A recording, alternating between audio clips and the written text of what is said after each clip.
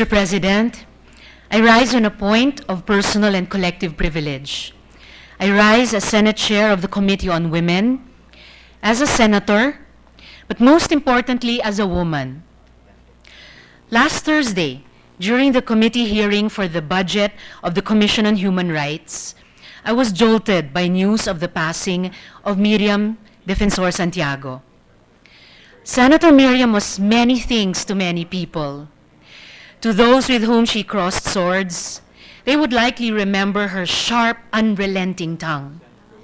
To her family and close friends, she was a loving wife and mother.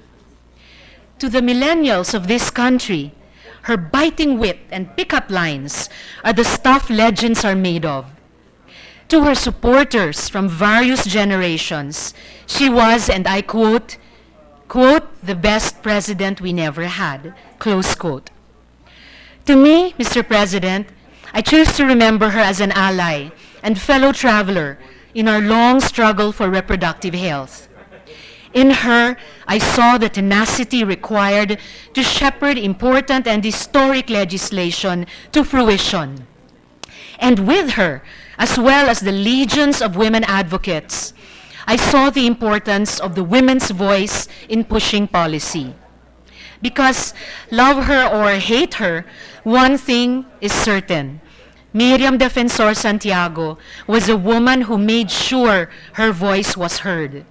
She paved the way for women like me who believed that there was a glass ceiling that needed to be broken, an old boys club that needed to be penetrated, because this club sought to make decisions about our bodies, our health, our lives, and our futures without our consent. In this club, women are either outsiders who must request to get in, objects of spectacle whose existence and agency are defined according to the men in their lives, or recipients of tokenist favors. Buhay na buhay pa din, Mr. Speaker, Mr. President, ang Old Boys Club sa gobyerno.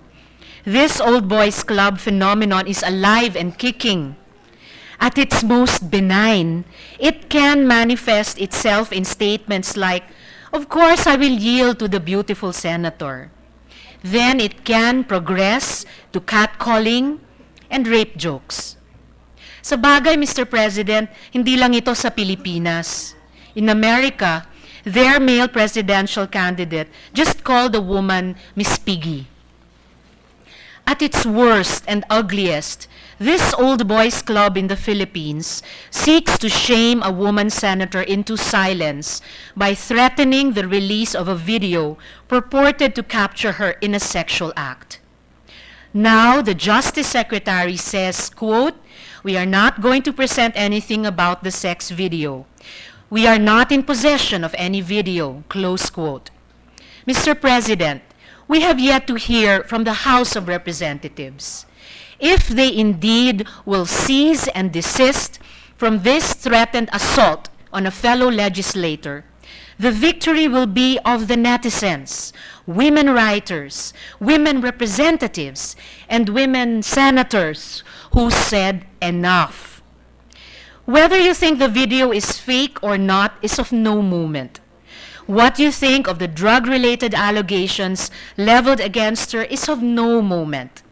Isang usapin lang po ang inilalatag ko sa inyong harapan ngayon, Mr. President.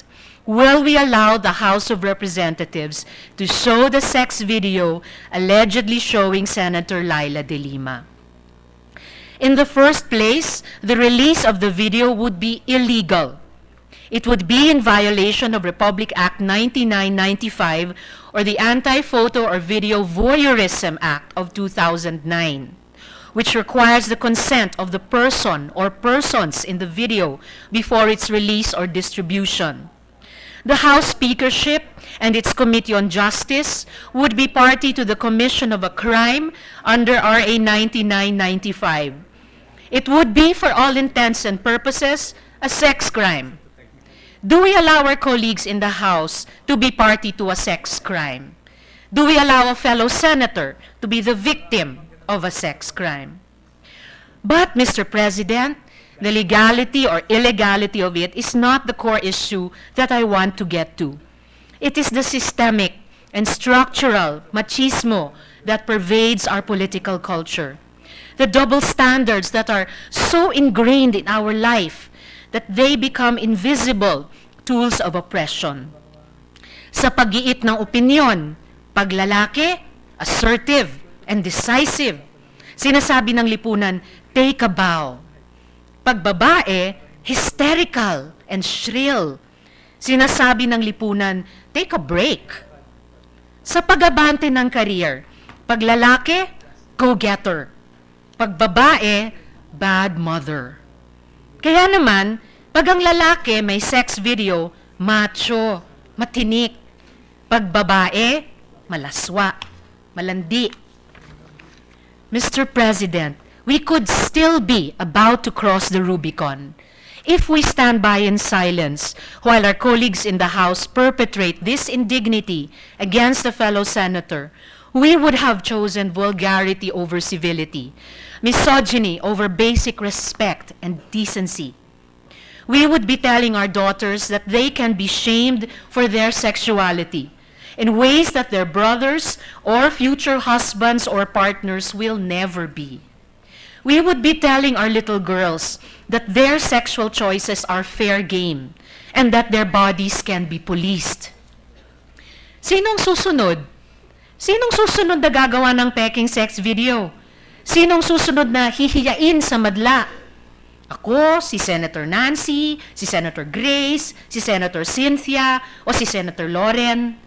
O ang babaeng iniwan ang nambubugbog na partner at bilang ganti ay in-upload ang sex video nila?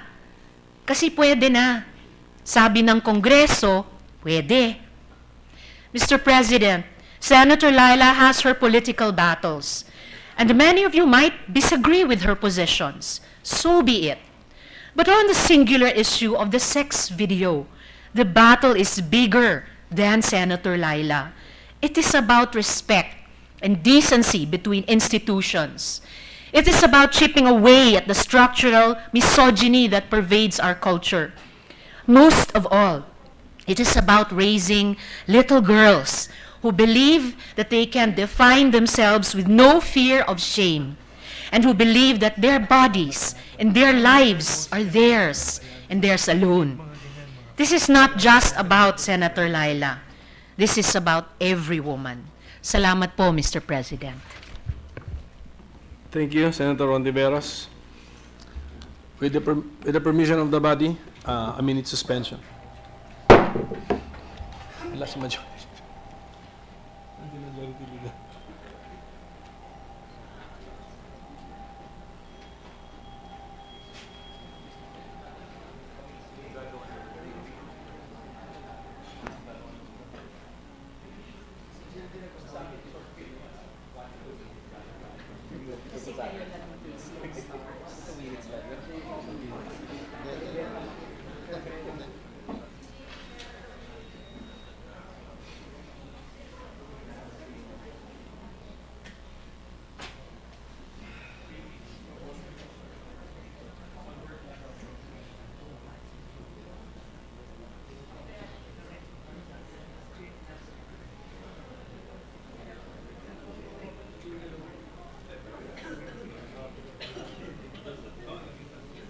May interplay yata si Bak. Ha? Pwede?